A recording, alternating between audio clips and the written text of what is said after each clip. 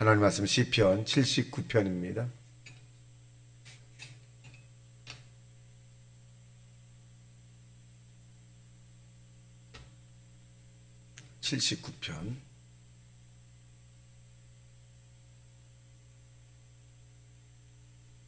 자, 우리 교도갑니다.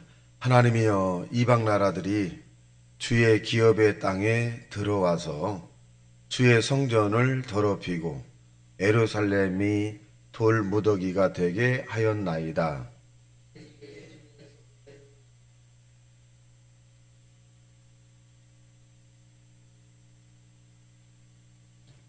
그들의 피를 예루살렘 사방에 물같이 흘렀으나 그들을 매장하는 자가 없었나이다.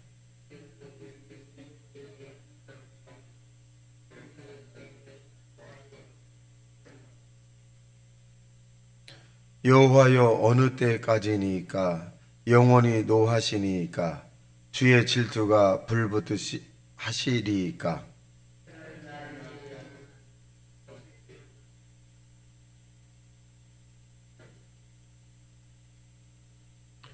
그들이 야곱을 삼키고 그의 거처를 황폐하게 함이니이다.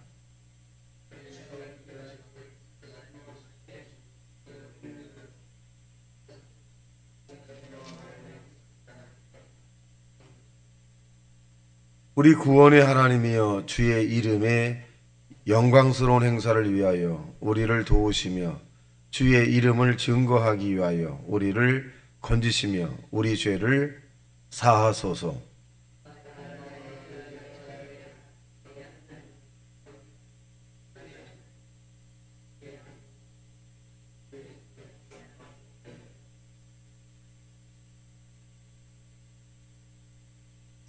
갇힌 자의 탄식을 주의 앞에 이르게 하시며 죽이기로 정해진 자도 주의 크신 능력을 따라 보존하소서.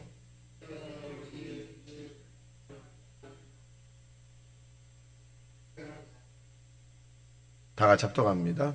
우리는 주의 백성이요 주의 목장의 양이니 우리는 영원히 주께 감사하며 주의 영예를 대대에 전하리이다. 아멘. 자, 오늘 본문에 있는 내용은 큰 위기 가운데 있는 그런 모습 가운데 제목을 정한다면 우리를 건져주소서라고 하는 부분입니다. 건져주소서라고 하는 말은 구원해 주소서 이런 의미인데, 전체적 포괄적으로 보게 되면 굉장히 어려운데 이 이방 나라들의 침입을 받은 겁니다. 이방 족속 민족의 침입을 받았죠. 그래서 이 어수한 뿐만 아니라 이 비방거리가 되고 조롱거리가 되고, 그런데도 이 아삽은 끝까지 하나님에 대한 신뢰를 잊지 않습니다. 그리고 고백을 하죠. 우리는 하나님의 양입니다. 하나님이 지켜주셔야 할 양들입니다. 뭐 이렇게 결을 맺게 되죠. 자, 그 내용을 살펴보게 되면 1절입니다. 시작. 하나님이여, 이방 나라들이 주의 기업의 땅에 들어와서 주의 성전을 더럽히고 예루살렘의 돌무더기가 되게 하였나이다. 완료죠. 그러니까 이 굉장히 어려운 이런 형편이 왜 생겼겠느냐. 이스라엘 백성들이 역사적으로 보게 되면 이스라엘 백성들이 하나님을 잘 섬기고 말씀대로 따라 살면 이방 나라들이 조공을 바친다거나 또 화친을 맺는다거나 또 이스라엘의 이런 도움되는 주변국이 됩니다. 그런데 역사를 연구해 보면 이스라엘 백성들이 하나님을 대적하고 산당이 굉장히 많아지게 되고 또 우상 숭배가 굉장히 많아지게 되면 이상하게 외부에 있는 족속이나 민족들이 이스라엘을 공격을 해요. 그래서 부녀자를 데려간다거나 딸과 아들을 포로로 잡아간다거나 또 이방 나라들끼리 연합을 해서 또 공격을 한다거나. 그러니까 이 이스라엘이 그냥 힘없이 쭉 무너져 버리고 말아요. 그러니까 이 아삽이 그런 모습을 본 거죠. 그런 모습들. 그러니까 이방 나라들이 들어와서 백성들을 포로 잡혀갈 뿐만 아니라 성전을 더럽히게 되고 또 얼마나 많은 사람들이 죽었으면 거기에 시체를 싸서 돌로 다 얹어서 무더기가 되게끔 하겠습니까? 그러니까 이스라엘로서는 이 국가의 존재 자체를 잃어버린 것이다. 자, 그러면서 2절에 보이세요. 시작. 그들이 주의 종들의 시체를 공중의 새에게 밥으로 주의 성도들의 육체를 땅의 짐승에게 주며 그들의 피를 예루살렘 사방에 물같이 흘렸으나 그들을 매장하는 자가 없었나이다. 자, 하나님이 보낸 주의 종들도 죽이고 또 성도들도 비참하게 죽이고 그런데 이 주의 종과 성도들 역시 또 이스라엘 백성들 역시 이 매장을 할 만한 그런 마음적 여유가 없고 또 그런 사람도 없다. 그러니까 죽음을 이 땅에 마치는 그 순간까지 굉장히 비참한 거죠. 자, 그러면서 또 이들이 하는 일이 뭐냐? 4절입니다. 시작. 우리는 우리 이웃에게 비방거리가 되며 우리를 에워싼 자에게 조소와 조롱거리가 되었나이다. 조소와 조롱의 거리의 내용을 살펴본 이런 거겠죠. 너희가 믿는 하나님이 왜 너희 하나님이 세운 주의 종을 지키지 못하더냐. 너희들은 선민이라고 하지만 왜 선민인 백성을 하나님이 지키지 아니하시더냐. 이건 조롱이죠.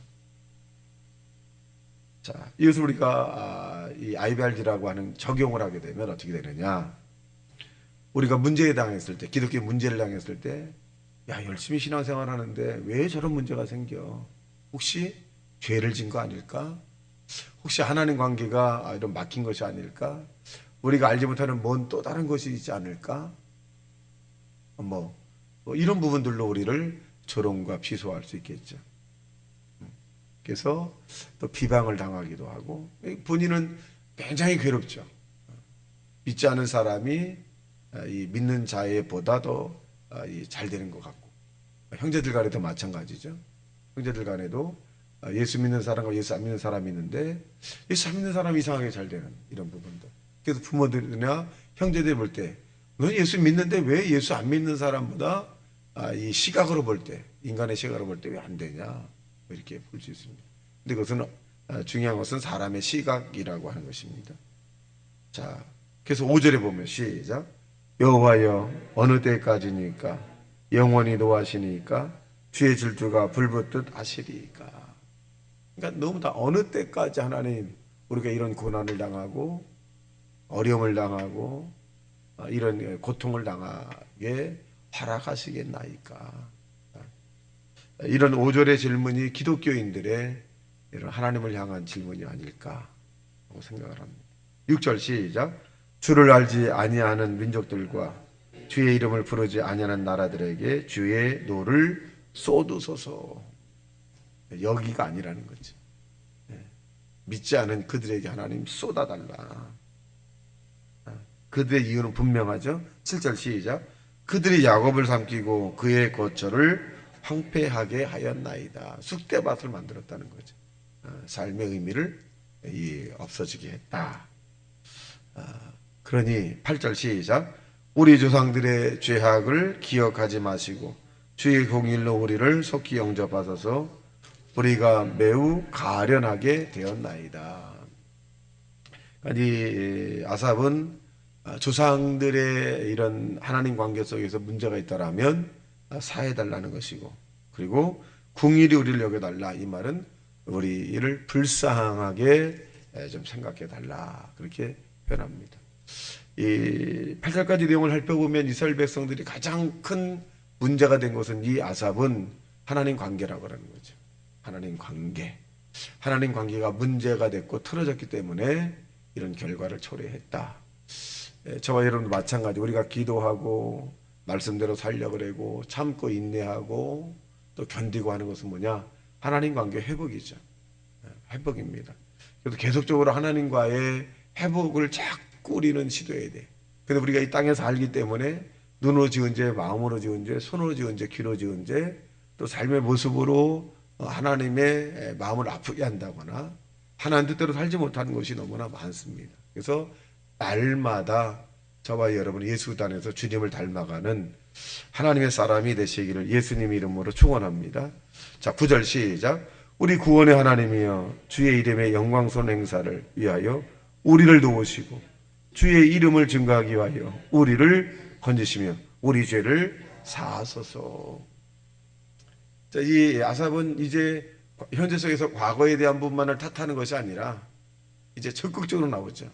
구원해 주소서, 건져 주소서, 살려 주소서, 도와주소서, 지켜 주소서, 하나님의 이름으로 우리를 보살펴 주소서. 적극적이에요. 그러니까 이 적극적인 것은 우리가 예배를 더 적극적으로 한다거나 기도를 더 적극적으로 한다거나 또 말씀대로 살려고 몸부림친다거나 이 생활의 패턴에 대한 부분을 이제 이 아사비가 이제 바뀐 거죠. 내가 이렇게 가만히 소극적인 것이 아니라 내가 하나님께 나가서 적극적으로 나가야 되겠다. 이런 부분입니다. 10절 시작.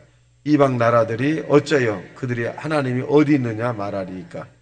주의 종들이 피 흘림에 대한 복수를 우리의 목전에서 이방 나라에게 보여주셨어. 아까 그 부분이잖아요. 이방 나라들이 어쩌여 이스라엘 백성들을 하나님이 돕지 않는다라고 그렇게 비방과 조소 조롱을 하겠나이까.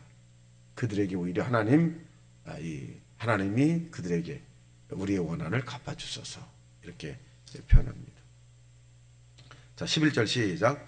갇힌 자의 탄식을 주의 앞에 이르게 하시니 죽이기로 정해진 자도 주의 크신 능력을 따라 보존하소서. 하나님 예정된 사람을 하나님 지켜달라.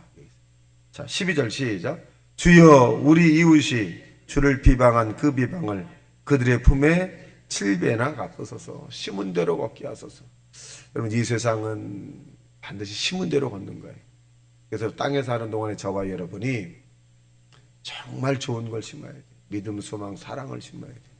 악을 악으로 갚지 말고 악을 선으로 갚아야 돼요. 목회를 하면 할수록 제가 생각하는 것이 뭐냐, 악한 자에게 선을 베풀고 땅에 사는 동안에 믿음의 삶을 살 뿐만 아니라 사랑의 삶을 살아야 되겠다. 반드시 저와 여러분 하나님 나라에서 결산할 때가 있어요.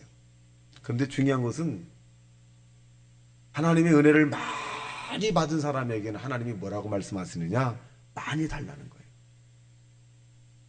은혜를 적게 받은 사람에게는 적게 달라고 하지만 여러분이 하나님의 은혜를 많이 받았다라고 한다면 갚을 것이 많아요. 갚을 것이 많습니다. 그래서 그 계산을 해서 하나님이 100이라고 하는 숫자를 우리에게 줬는데 내가 이 땅에서 100을 갚지 못하면 책망을 받는 거예요. 그러니까 이 은혜라고 하는 하나님의 값없이 주는 것을 내가 이 땅에서 많은 사람에게 빚을 갚는 그런 하나님의 사람들이 되시길 주님의 이름으로 축원합니다. 그래서 사랑의 빚 외에는 빚을 지지 마라 라고 말씀한 것처럼 다 갚아야 돼요. 내가 환상 가운데 주님을 만나고 음성을 듣고 또 말씀 가운데 체험을 하고 또 응답을 받고 병 고침을 받고 문제가 해결되고 다른 사람들보다 내가 유난히 하나님의 은혜를 많이 받았다, 도움을 많이 받았다, 그러면 여러분은 갚으셔야 돼요. 하나님의 나라에서 갚는 것이 아니라 이 땅에서 가족에게, 이웃에게, 불신자에게. 그러니까 우리가 은혜를 많이 받은 사람은 할 말이 없는 사람이에요. 왜? 여러분에게 주신 은혜를 남편에게 주었다면, 여러분들이 받은 은혜를 자녀들에게 주었다면, 이웃에게 주었다면 어떻게 됐을까요? 아마 우리보다 더 큰 성자의 모습, 성령의 모습으로 살아갈 수 있겠죠. 그래서 은혜를 많이 받았다면 할 말은 없다. 다 하나님이 하신 것이고 다 하나님이 하실 것이고 하나님이 또 영광을 받으실 것이다 하는 것입니다. 자, 14절 마지막으로 시작. 우리는 주의 백성이요 주의 목장의 양이니 우리 영원히 주께 감사하며 주의 영예를 대대에 전하리로다. 자, 이 13절에 있는 내용의 그것이 결론인데 이 아사문은 주의 백성이다 이거예요. 그러니까 주의 백성은 국가가 책임을 지는 거죠. 대한민국의 국민은 국민을 보호하고 책임을 질 의무가 있는 거죠. 그러니까 이 아삽은 우리는 주의 백성이다. 하나님이 죽든지 흥하든지 하나님의 주권 안에 있다. 하나님이 우리를 지켜줘야 된다. 또 목자의 양이라는 것은 뭐냐면 이 목자의 양이라는 것, 그 안에 있는 울타리의 모든 것은 목자가 양을 지키는 거예요. 양이 목자를 지키는 게 아닙니다. 그러니까 하나님이 우리를 지키신 분이고, 그리고 그러므로 인해서 이 아삽은 영원히 감사하겠다. 감사하겠다는 거예요. 땅에 사는 동안에 하나님을 가까이 하는 비결이 뭐냐? 감사하는 거예요. 감사하면 할수록 하나님께 가까이 하고 원망과 불평만 할수록 하나님과 멀어지는 거죠. 이 땅에 태어난 것도 감사하고 이렇게 살게 해준 것도 감사하고 볼 수 있고 들을 수 있고 걸을 수 있고 특별히 이 교인 가운데 10분의 1을 차지하는 새벽 예배에 올 수 있도록 해주신 것도 감사한 거죠. 그래서 먹을 수 있는 것도 감사하고 일할 수 있고 또 여러 가지 우리에게 주어진 일을 감당할 수 있는 능력을 주신 것도 감사하고 그래서 이 아삽은 영원히 주께 감사하고 영원히야 영원히. 그리고 주의 영예를 대대에 전하리. 하나님의 성호를 하나님의 하신 일들을 내가 많은 사람에게 전하며 살겠다. 이런 고백입니다. 오늘 13절에 있는 말씀이 저와 여러분의 고백이 되셔서 하나님 앞에 받은 은혜가 많으시다면 여러분 갚으시기 바랍니다. 가족에게 여러분 이웃에게 자꾸 갚아야 돼요. 그래서 하나님 나라에서 상급으로 변화가 되는 그런 삶이 되시기를 주님의 이름으로 축원합니다. 다 같이 말씀 생각하며 통성 기도합니다. 주여 주여 주여